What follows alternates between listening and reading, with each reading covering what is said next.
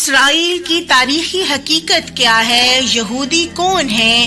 یہودی کیا چاہتے ہیں؟ ان کی تاریخی حقیقت کیا ہے؟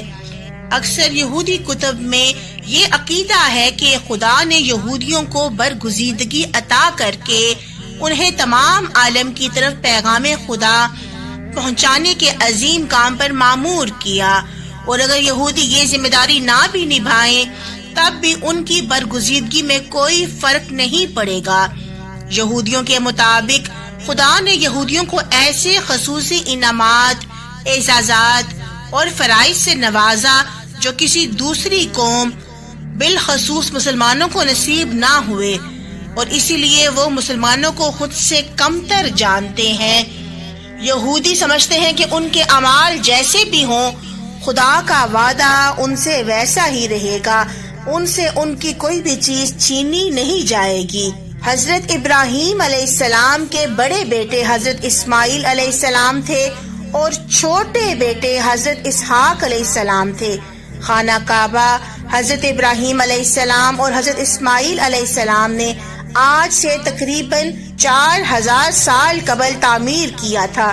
البتہ روایات سے پتہ چلتا ہے کہ اس جگہ پر سب سے پہلے حضرت آدم علیہ السلام نے خانہ کعبہ تعمیر کیا تھا۔ حضرت ابراہیم علیہ السلام نے فلسطین کے علاقے بیت المقدس میں بھی عبادت گاہ بنائی۔ حضرت اسحاق علیہ السلام بھی وہاں عبادت کرتے رہے، مگر حج کے لیے وہ ہمیشہ مکہ مکرمہ میں واقع خانہ کعبہ میں جاتے تھے۔ حضرت اسحاق علیہ السلام کے بیٹے حضرت یعقوب علیہ السلام تھے۔ اسرائیل حضرت یعقوب علیہ السلام کا لقب تھا۔ اسرائیل کے معنی ہے عبداللہ یا خدا کا بندہ۔ بنی اسرائیل ان کے قبیلے کو کہا جاتا ہے۔ حضرت یعقوب علیہ السلام کے بیٹے حضرت یوسف علیہ السلام تھے جو مصر کے بادشاہ بنے۔ بنی اسرائیل میں پھر حضرت موسیٰ علیہ السلام مصر میں پیدا ہوئے۔ ان کے بعد حضرت داؤد علیہ السلام صحرائے سینائی کے علاقے میں پیدا ہوئے جو بعد میں فلسطین چلے گئے۔ جب حضرت داؤد علیہ السلام نے انتہائی طاقتور دیو ہیکل جالوت گولات کو اللہ کی نصرت سے غلیل سے پتھر مار کر گرا دیا تو فلسطین کے بادشاہ سول نے حسب وعدہ ان کی شادی اپنی بیٹی مشل سے کر دی۔ سول کے مرنے کے بعد حضرت داؤد علیہ السلام فلسطین کے بادشاہ بنے۔ حضرت داؤد علیہ السلام کی وفات کے بعد ان کے بیٹے حضرت سلیمان علیہ السلام فلسطین کے بادشاہ بنے۔ اللہ سبحانہ وتعالی نے ہوا، جن اور ہر قسم کے جانور حضرت سلیمان علیہ السلام کے تابع کر دیے تھے۔ قبل مسیح 922 سے قبل مسیح 961 کے دوران حضرت سلیمان علیہ السلام نے جنوں کی مدد سے مسجد اقصی اس جگہ تعمیر کروائی جہاں حضرت ابراہیم علیہ السلام نے عبادت گاہ تعمیر کرائی تھی۔ 586 قبل مسیح میں یہ ریاست 2 حصوں میں تقسیم ہوگی۔ جنوبی علاقے پر بابل کے لوگوں نے قبضہ کر کے عبادت گاہ مسمار کر دی اور بنی اسرائیل کو وہاں سے نکال کر اپنا غلام بنا لیا۔ اس کے 100 سال بعد بنی اسرائیل واپس آنے شروع ہو گئے اور انہوں نے اپنی عبادت گاہ تعمیر کی، مگر اس جگہ نہیں جہاں حضرت سلیمان علیہ السلام نے عبادت گاہ بنوائی تھی۔ 333 قبل مسیح میں سکندر اعظم نے اسے یونان کی سلطنت میں شامل کر کے بنی اسرائیل کو وہاں سے نکال دیا۔ 165 قبل مسیح میں بنی اسرائیل نے بغاوت کر کے ایک یہودی سلطنت کی بنیاد رکھی۔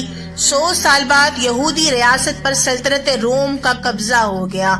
70 عیسوی میں یہودیوں نے بغاوت کی جسے شہنشاہ ٹائٹس نے کچل دیا اور یہودیوں کی عبادت گاہ کو مسمار کر کے انہیں وہاں سے نکال دیا۔ روم کے بادشاہ حیدریاں 118 سے 138 عیسوی نے یہودیوں کو شروع میں بیت المقدس آنے کی اجازت دی، لیکن بغاوت کرنے پر بیت المقدس کے شہر کو مکمل طور پر تباہ کر کے یہودیوں کو غلاموں کے طور پر بیچ کر شہر بدر کر دیا اور ان کا واپس بیت المقدس آنا ممنوع قرار دے دیا۔ 614 عیسوی سے 624 عیسوی تک فلسطین پر ایرانیوں کی حکومت رہی اور بتایا جاتا ہے کہ انہوں نے یہودیوں کو عبادت کرنے کی کھلی چھٹی دے دی تھی، مگر انہوں نے مسجد اقصی میں عبادت نہ کی اور عرب عیسائیوں پر بہت ظلم کیے۔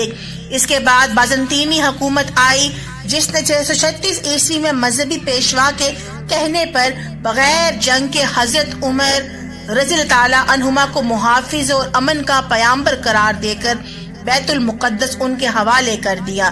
حضرت عمر رضی اللہ تعالی عنہما نے مسجد اقصی کی تعمیر 639 عیسوی میں اس جگہ پر شروع کروائی جہاں پر حضرت سلیمان علیہ السلام نے تعمیر کروائی تھی۔ 636 سے 1918 عیسوی تک یعنی 1282 سال تک فلسطین پر جس میں اردن بھی شامل تھا مسلمانوں کی حکومت رہی، بس اس میں وہ عرصہ شامل نہیں ہے جس میں صلیبیوں یعنی عیسائیوں سے جنگیں ہوئیں۔ اس وقت تک یہودیوں کو فلسطین سے باہر ہوئے 1800 سال ہو چکے تھے۔ بنی اسرائیل کے متعلق تاریخی حقیقت یہ ہے کہ انہوں نے بہت سے نبیوں کو قتل کیا، جن میں ان کے اپنے قبیلے کے حضرت زکریا علیہ السلام اور حضرت یحییٰ علیہ السلام بھی شامل ہیں۔ حضرت عیسیٰ علیہ السلام بھی اسی قبیلے سے تعلق رکھتے تھے، ان کو بھی قتل کرنا چاہا مگر اللہ نے انہیں بچا لیا اور ان کے کسی ساتھی کو صلیب پر سولی پر چڑھا دیا۔ تاریخ گواہ ہے کہ یہودیوں نے ہمیشہ ظلم ڈھائے اور چاہے وہ نبی ہوں یا چاہے خلق خدا، آج بھی وہ یہی کر رہے ہیں۔